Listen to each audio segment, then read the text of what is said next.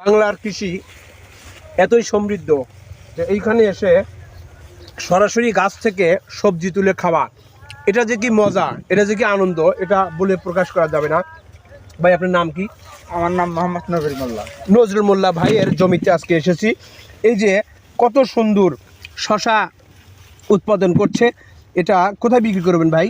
এটা বিক্রি হবে আপনার ওই লাহিরি মোহনপুর, জানেন? লাহিরি মোহনপুর। হ্যাঁ, লাহিরি মোহনপুরের পাশে চরপাড়া আছে, চাকসা আছে, দুইটা আড়ত আছে, দুইটা আড়তের মধ্যে বিক্রি হয়। ওইখানে বিক্রি হয়? জি।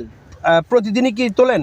হ্যাঁ, প্রতিদিনই তুলি এবং প্রতিদিনই নিয়ে যান? প্রতিদিনই নিয়ে যাই। এই যে প্রত্যন্ত অঞ্চল, এটা একেবারে ফরিদপুরের শেষ সীমান্ত, প্রায় শাহজাদপুরের কাছে। তো এইখান থেকে তো আসলে যোগাযোগ ব্যবস্থাটা খুবই খারাপ।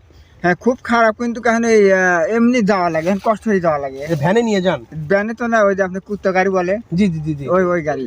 এই যে আপনারা আবাদ করছেন, এখানে আপনার এই শশা চাষ করতে কি কোনো ঋণ টিন নিতে হয়েছে?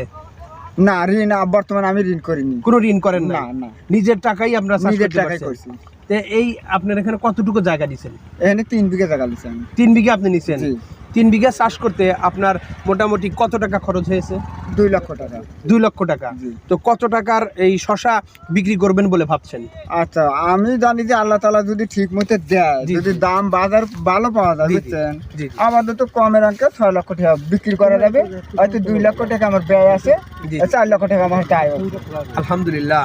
দেখেন, এই যে 2 লক্ষ টাকার জমি চাষ করে 6 লক্ষ টাকার শশা বিক্রি করবে, 4 লক্ষ টাকা লাভ হবে একটা সিজনে। কয় মাস ভাই? এটা মনে করেন যে মোটামুটি কার্তিক থেকে 3 মাস ধরেন। 3 মাসে। আলহামদুলিল্লাহ। আসলে এই যে কৃষি আসলে এমন একটা জায়গায় আছে, এটাকে যদি সঠিকভাবে ব্যবস্থাপনা করা যায় এবং সিদ্ধান্ত নিয়ে সঠিক বিভিন্ন প্রকল্পে হাতে নেওয়া যায় যে কোন ফসল উৎপাদন করলে, কোন সবজি উৎপাদন করলে, কোন সিজনের জন্য কোনটা বেশি লাভবান, এটা করে যদি করা যায় তাহলে আমার মনে হয় কৃষক অনেক লাভবান হবে। এজন্যই কৃষিকে আমরা বিপ্লব ঘটাতে পারি, কৃষি আমাদের দেশে সমৃদ্ধ হতে পারে, কৃষি শিল্পে রূপান্তরিত হতে পারে। কৃষি বাংলাদেশের গর্ব, কৃষি বাংলাদেশের অহংকার। ধন্যবাদ ভাই, আপনার এই শশা নিয়ে আপনি আরও বেশি লাভবান হন এবং আপনার পরিবারের জীবনযাত্রার মান উন্নয়ন হোক, এই দোয়া করি। আসসালামু আলাইকুম ওয়া রাহমাতুল্লাহ।